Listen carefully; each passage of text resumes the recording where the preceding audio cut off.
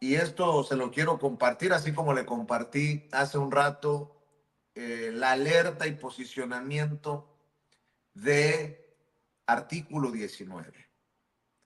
Leo lo que publica la universidad, el Observatorio sobre Libertad de Expresión de la Universidad de Guadalajara.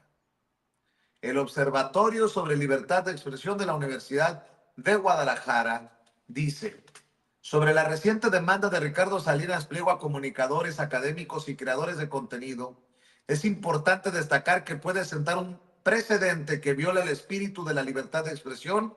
Por ello manifestamos lo siguiente. Y leo: Ricardo Salinas Pliego, empresario y dueño de Banco Azteca, presentó una demanda civil contra Jorge Gómez Naredo, Víctor Aramburu Cano, Sandra Angélica Aguilera Holguín, Hans Salazar Castañeda, Ignacio Rodríguez Ceballos, Vicente Carlos Serrano Arroyo y Miguel Ángel Pelayo Herrera, periodistas académicos y creadores de contenido, por daño moral y daño patrimonial a su institución bancaria. La demanda del empresario es una respuesta a una serie de tweets y hashtags que los imputados realizaron a finales del año 2023 y principios del 2024, en donde señalaban la presunta bancarrota de Banco Azteca. Como consecuencia de esos tweets, Salinas presume que su banco sufrió daños económicos. Ante estos hechos es necesario puntualizar lo siguiente. La libertad de expresión es un derecho humano que no puede ser restringido salvo en casos excepcionales, según señala la Convención Americana de Derechos Humanos, y que está asentada en leyes internacionales y nacionales. Estos límites se refieren a la apología de la violencia y a la incitación al odio nacional, racial o religioso, o a cometer actos ilegales. Los estándares interamericanos sobre el derecho a la libertad de expresión puntualizan que la libertad de expresión, y cito, la libertad de expresión debe garantizarse no solo en cuanto a la difusión de ideas o informaciones recibidas favorablemente o consideradas inofensivas o indiferentes, sino también en cuanto a las que ofenden, chocan, inquietan, resultan ingratas o perturban al Estado o a cualquier sector de la población. Así lo exigen el pluralismo, la tolerancia y el espíritu de apertura, sin los cuales no existe una sociedad democrática.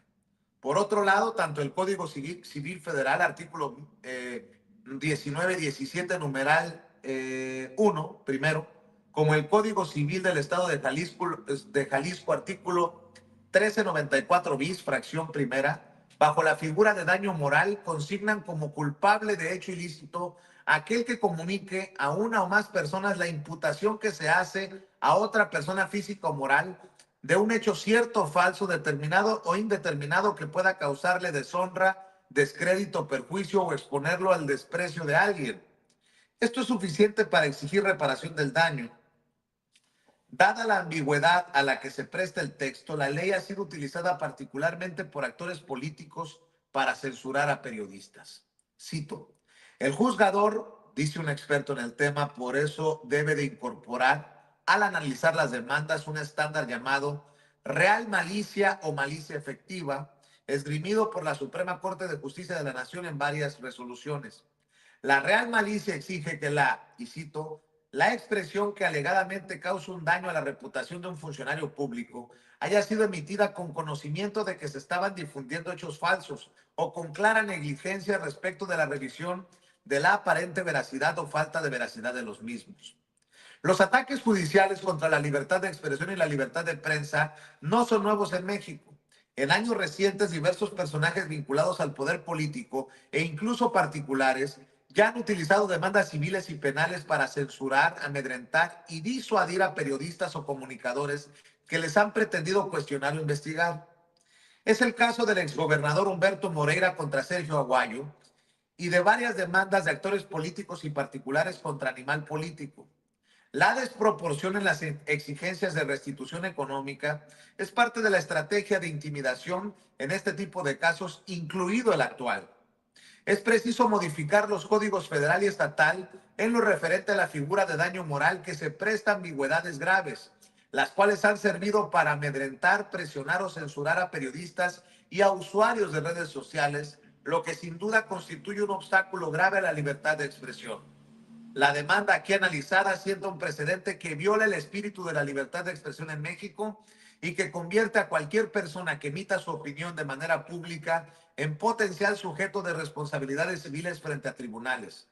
Por otro lado, es fundamental señalar que la libertad de expresión ejercida por cualquier medio debe ceñirse a las normativas internacionales, estando sujeta a la responsabilidad que garantice el respeto a la reputación de los demás.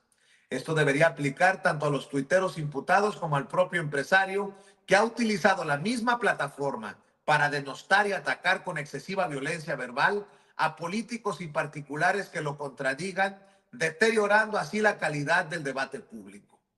Lo firman el Observatorio de la Libertad de Expresión de la Universidad de Guadalajara con fecha 25 de febrero de 2025.